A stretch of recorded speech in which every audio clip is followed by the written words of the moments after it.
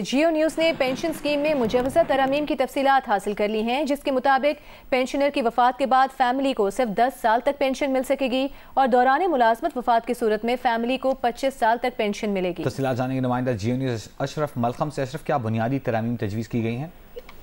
ये जो मुख्तलिफ तरमीम मुतारफ करवाई जा रही हैं उसके मुताबिक रिटायरमेंट के बाद कुछ हजरात जो कुछ अफसरान थे दूसरी जॉब कर लेते हैं, जैसे खासतौर पर जजेज हजरात थे या रिटायर ब्यूरोक्रेट थे जिनको इलेक्शन कमीशन में दूसरे इदारों में नौकरियां मिलती हैं, जैसे चेयरमैन नैब था या इलेक्शन कमीशन के मेंबरान थे या मुतसिब के मुख्तलिफ इदारे थे या स्पेशल कोर्ट के जजेस थे, वो सिर्फ एक ही तनख्वाह ले सकेंगे जब पेंशन ले सकेंगे। इस वक्त दोनों सहूलतें लेते थे और रिटायरमेंट के बाद भी इनको पेंशन मिलती वो भी तय हो गया कि एक ही पेंशन मिलेगी, एक से ज्यादा पेंशन किसी अफसर को, किसी रिटायर एम्प्लॉय को नहीं मिलेगी। दूसरा, पेंशन की वफात के बाद इसकी फैमिली को अब सिर्फ 10 साल तक पेंशन मिल सकेगी।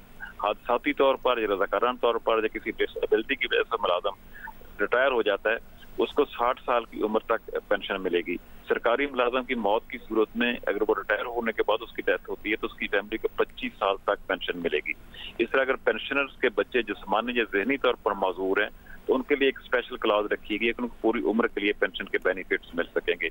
ये अगर वक्त से पहले कोई मुलाजम रिटायरमेंट लेता है तो उसको रिटायरमेंट की एज तक पहुंचने से 60 साल की उम्र तक पहुंचने तक हर साल 3% उसकी पेंशन में कट लगेगा। अगर मसला अफवाज में उसकी नौकरी है, सिविल आर्मी फोर्सेज में नौकरी है, तो उसमें हर रैंक के लिए एक मुकर्रर मुद्दत है कि उस मुद्दत तक उसको नौकरी करनी होती है। उस मुद्दत में उसकी 3 से 20% तक, कम से कम 3 ज्यादा से ज्यादा 20% तक हर साल उसकी पेंशन में कटौती होगी। या अब पेंशन का तरीकाकार ये तय हो कि पेंशन किस बेस पे कैलकुलेट की जाएगी, उसके मुताबिक जो आखिरी। अच्छा अशरफ मलखम, ये बताइएगा कि अब सिर्फ वफाक के हवाले से तजावीज़ हैं या सूबों को भी इसमें शामिल किया जाएगा ताकि खसारा कम किया जा सके?